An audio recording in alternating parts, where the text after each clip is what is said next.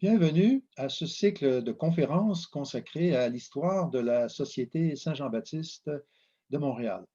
Dans les deux précédentes conférences, j'ai montré comment la Société Saint-Jean-Baptiste avait favorisé la création d'une classe d'hommes d'affaires francophones en mettant sur pied des institutions financières. Aujourd'hui, je vais aborder un autre champ d'action de la Société Saint-Jean-Baptiste qui, à partir de la Première Guerre mondiale, va se préoccuper de la construction de l'identité canadienne-française. Sous l'influence de l'historien Lionel Groulx, la Société va donc mettre sur pied un plan d'action intellectuel. Ce plan d'action vise à consolider la mémoire collective des Canadiens français et à valoriser les mythes fondateurs de la nation. Le but ici est de rappeler aux Canadiens français leur passé glorieux, le français comme caractéristique nationale et la religion catholique comme identité nationale. Cette orientation s'inscrit dans un contexte historique particulier où les Canadiens français commencent à comprendre qu'ils perdent de leur influence sur la scène fédérale canadienne. En 1911, Sir Wilfrid Laurier perd le pouvoir aux mains du Parti conservateur qui est contrôlé par l'Ontario et l'Ouest canadien. Ensuite, en Ontario, en 1913, le règlement 17 abolit le français comme langue d'enseignement dans les écoles publiques. Et enfin, à l'occasion de la Première Guerre mondiale, la conscription est imposée en 1917 aux Canadiens français qui vont évidemment résister. Alors, tous ces événements font en sorte que les Canadiens français commencent à se tourner vers l'État du Québec comme étant le centre de pouvoir qu'ils peuvent contrôler. C'est une nouvelle conscience centrée sur le Québec, la province de Québec, comme lieu de conservation de l'identité nationale. Aujourd'hui, je vais me consacrer à examiner l'œuvre éditoriale de la Société Saint-Jean-Baptiste qui va, au début du 20e siècle, commencer à publier des journaux et des revues pour orienter la conscience nationale. Il s'agit donc d'élargir l'influence des idées et des valeurs préconisées par la Société Saint-Jean-Baptiste à travers des organes de presse. Le premier journal sera créé en 1904. Il s'appelait Le Bulletin. Il s'agissait en quelque sorte d'un bulletin de liaison pour les membres de la Société. Il sera remplacé en 1913 par un autre titre qui s'intitule Le Petit Canadien, qui, lui, va être publié jusqu'en 1918. C'est l'organe officiel de la Société Saint-Jean-Baptiste et de la Caisse nationale d'économie. Son tirage atteindra 5000 exemplaires en 1918.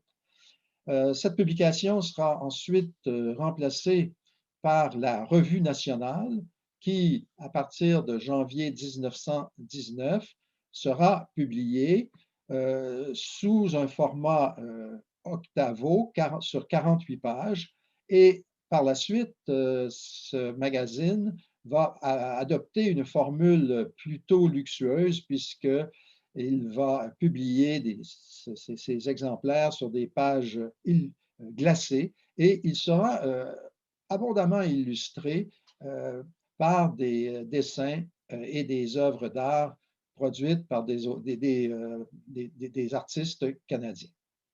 Il y a plusieurs choses intéressantes qu'on peut observer dans cette revue nationale. Premièrement, on y retrouve une section destinée aux enfants et où on publie des bandes dessinées qui vont mettre en évidence les héros de la Nouvelle-France. On va aussi y trouver une section féminine qui va traiter de sujets comme la mode et qui va aussi permettre à de nombreuses écrivaines canadiennes-françaises d'avoir une tribune pour diffuser leurs œuvres littéraires. Évidemment, cette revue est centrée sur les questions sociales, sur les questions nationales, et elle veut aussi couvrir la vie des divers groupes francophones à travers l'Amérique du Nord. L'abonnement annuel était fixé à 2 et cette somme n'était pas suffisante pour couvrir les frais d'impression. Et donc, la revue va progressivement décliner et être réservée uniquement aux sociétaires de la Caisse nationale d'économie.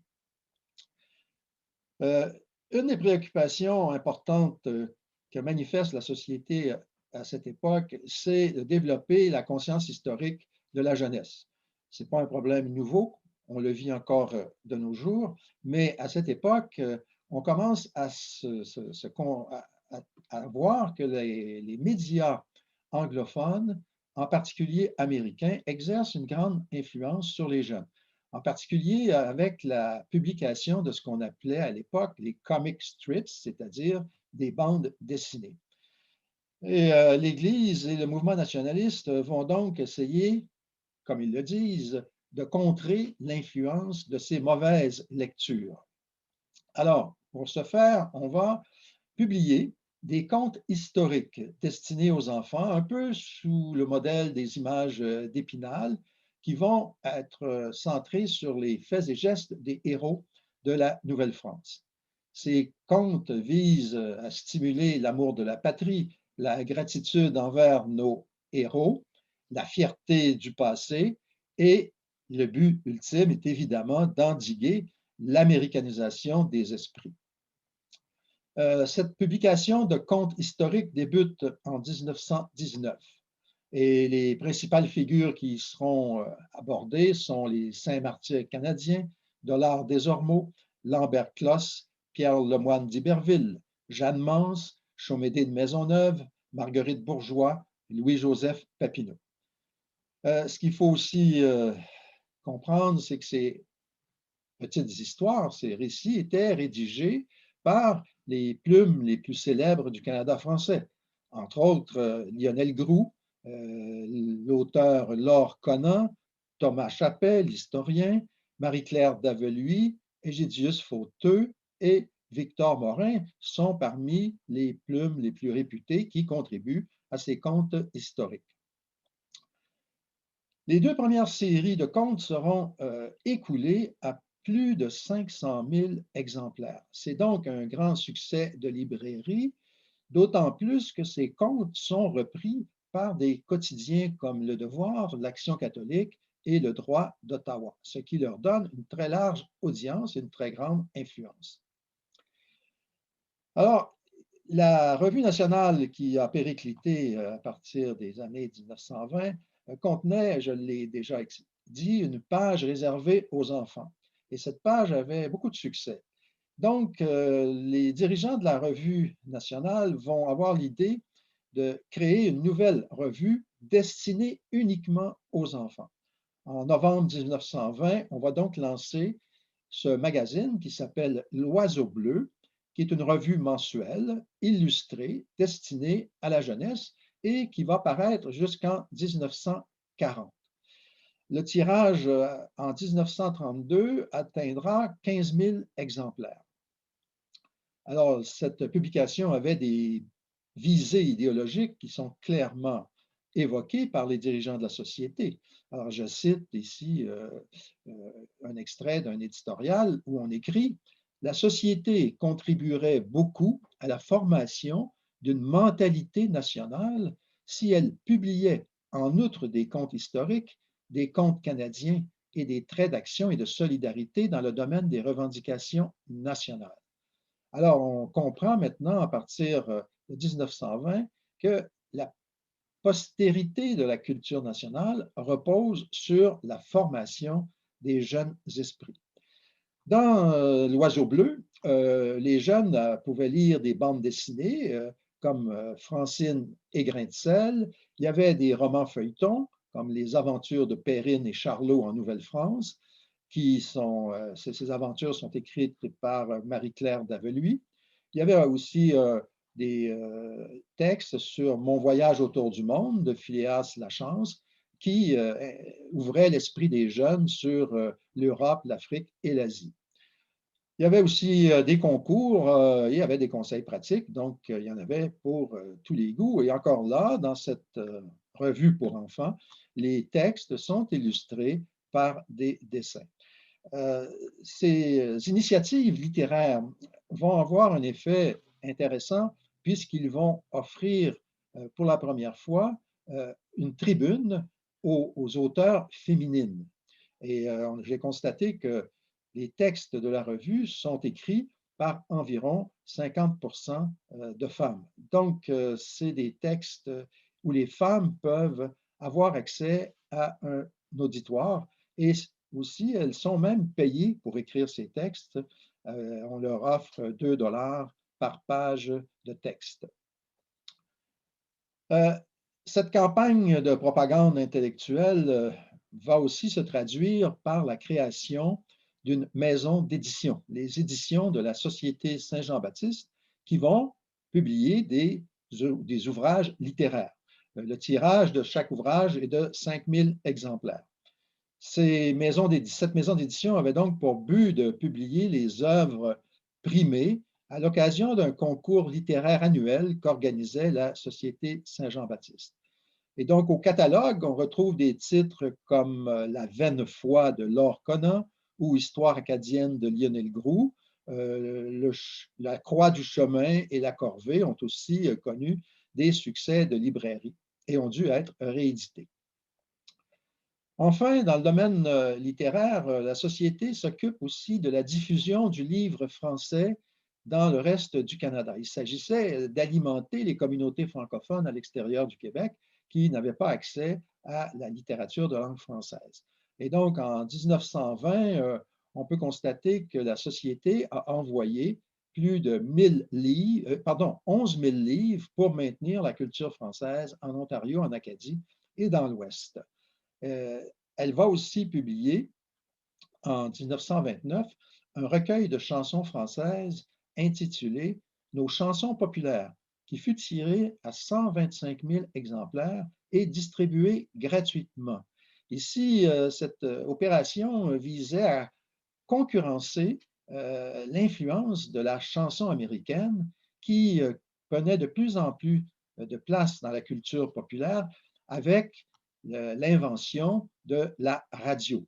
Et la Société Saint-Jean-Baptiste va aussi, dans un premier temps, elle sera réticente et va critiquer ce nouveau mode de communication parce qu'à ce moment-là, on associe les ondes hertziennes à des infiltrations étrangères. Ça permet effectivement aux stations qui diffusent des chansons américaines d'influencer la pensée populaire ou la culture populaire. Alors, on conteste évidemment au départ l'influence qu'exerce ce nouveau mode de communication. Mais on va vite se rendre compte que la radio peut aussi servir à la propagande nationaliste et on va, tout en mettant les Canadiens français en garde contre les dangers qu'elle représente pour la culture nationale, on va aussi essayer de mobiliser ce médium pour faciliter la construction de l'identité canadienne-française. Et donc, on va, à partir de 1932, la Société va lancer on appelle ça irradier, une émission hebdomadaire de 15 minutes sur les ondes de CKAC. Et donc, ces émissions vont mettre en valeur, comme on l'a vu pour les autres publications, on va mettre en valeur donc les héros de la Nouvelle-France, les Saint-Martyrs canadiens, Jean Talon, Monseigneur Laval et Madeleine de Verchères.